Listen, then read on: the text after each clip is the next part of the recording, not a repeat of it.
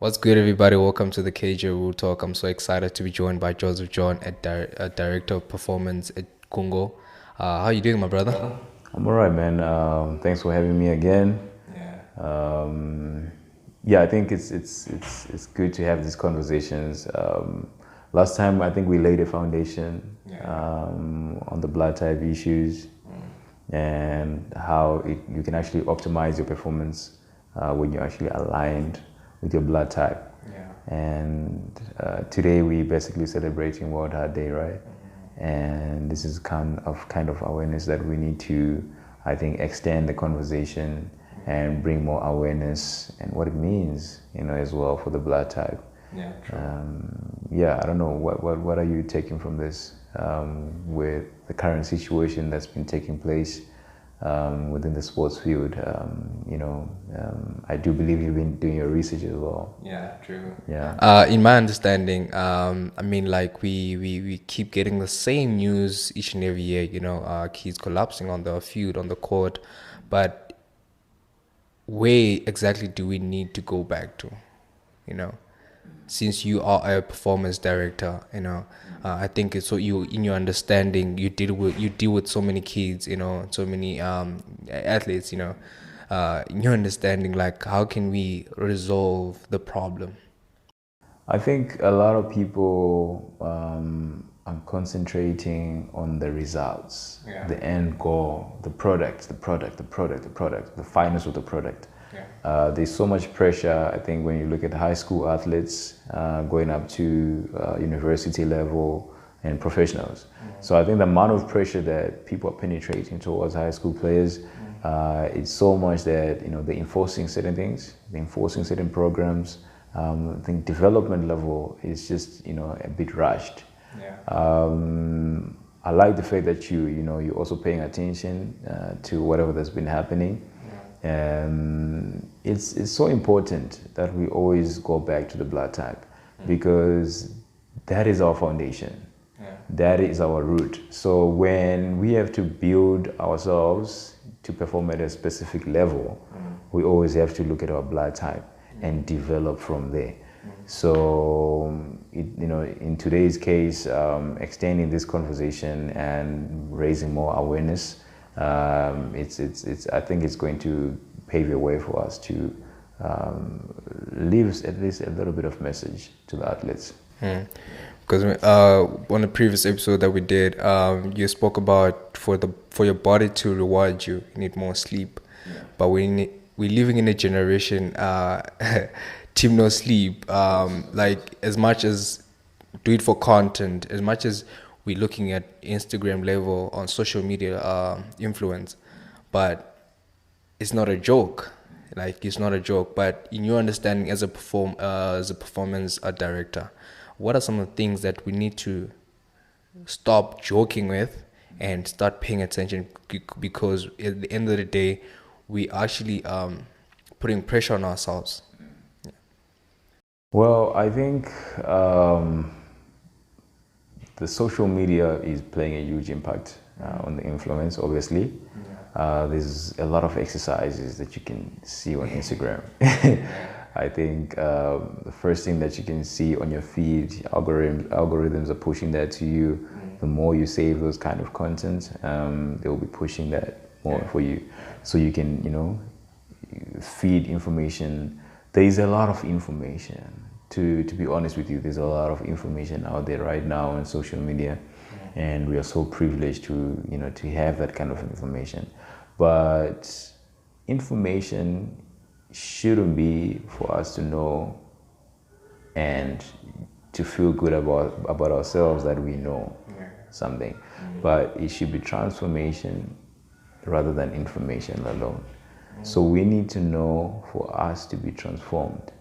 But then, as much as we're sitting with so much information, a lot of people don't actually have the opportunity to transform. What I mean by transforming is that when you grab information, fruitful information, that should actually take you to the next level.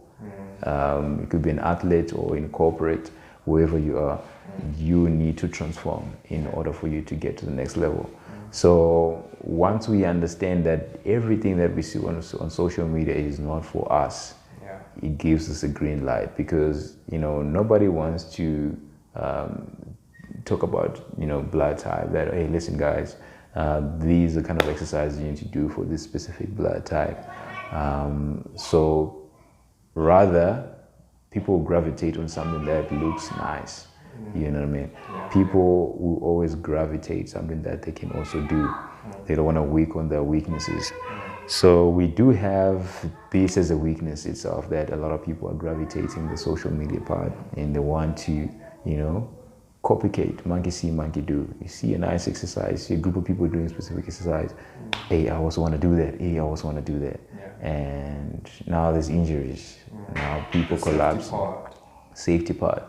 I think one of the things that we've been privileged to have in the lab is that we have all the programs scientifically backed up, research, biomechanics, applying all those things to bring the safest way to exercise.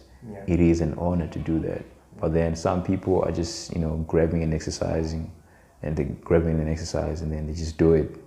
They don't actually measure the safety part of it, and the intention, the internal cues and the external cues. What are the results of you doing that specific exercise? Sometimes we're creating injuries because of the exercise we do. Absolutely. So now looking at the amount of exercise that you're doing without the intentions of what are you working for? Because the result is that the foundation is that, listen, I'm an athlete and my goal is to get faster. How are you taking the field into the weight room and bringing the weight room back onto the field? See, it's basically the same concept. You take the weight room out of the field and bring the field out, back into the weight room, so that you can work on the same movements that you're going to integrate when you're back on the field. So you can't just do anything. It's like, I know I saw this on Instagram, so I gotta get social better. Media influence. Exactly. So that's the biggest problem we have right now. I think when we talk about the preparation before the opportunity, a lot of people, as you spoke about, as you highlighted on, the pressure. A lot of kids are getting pressured to perform at a certain level. How do we prep the body to perform at that level? The elite level. It's gradually. There's levels. If you are a beginner, you always have to work gradually. It takes time to actually get to elite level. So when we look at the foundation from a cardiovascular system, when you're still young, let's say ages of 14, right there, your body is ready to, start develop. So that's the amount of time that we can give our body to develop up until ages of 16 to 18. You see, so in that space of time, we want to work a lot, doing agility, working on speed, a little bit of lifting our own body, so that amount of time that you can invest to prepare your body, it, gradually opens up. It grows with your heart as well. Because the problem now is that, the more you consume foods that are not for your blood type, they cause that excessive circulation to the heart. Now you've got a lot of blood that's circulating at a faster rate coming to your heart.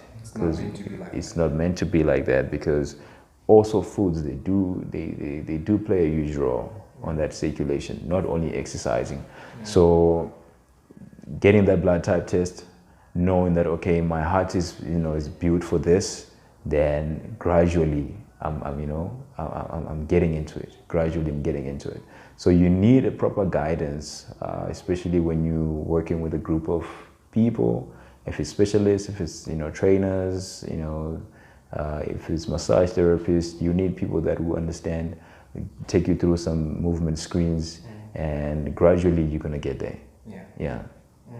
That's something that a lot of athletes, a lot of coaches need to pay attention to. But for people that need help, like, where can they seek for help? Well, what kind of help? Because I think this platform we're presenting, so that people, whoever is looking for help, they can feel free to contact us. We can give them a form of direction. But I think what we've been able to deal with so far in the lab is that we've got a medical form that every client signs. That medical form is basically give us a perspective of who the person is, if they've had any allergies, if they've got any issues. It could be any medical issue that they have. It gives us a green light to understand where the person is coming from, and if there's a form of help that we can provide, then that's when we start digging in, and we present the case. But then if it's a sensitive issue, we always recommend people to consult with their doctors, so that they give us the feedback. Once we have the feedback, and then we have a way to work forward. Yeah, man, like people that need advice, if people that are seeking for advice, what advice do you have them in their performance, in their nutrition? Yeah, what advice do you have for them? I think the biggest advice right now is definitely, like, as we are raising awareness today with the heart issues,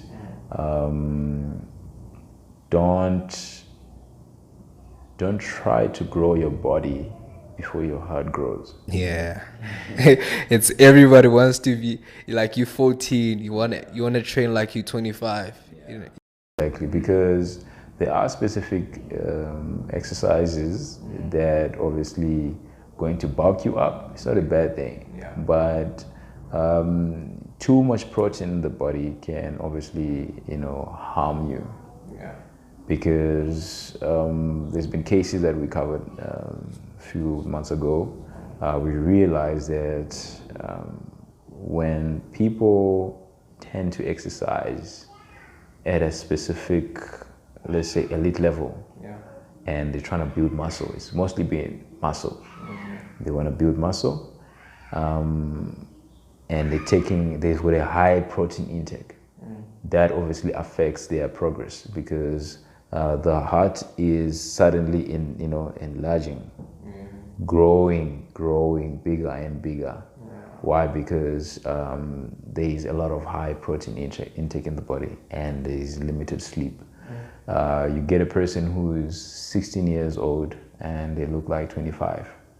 Why? Because they mostly sleep 4 hours, 5 hours. Anyone who sleeps less than 6 hours, they will look 5 years older than their age, because they're just limiting themselves, sleep depriving.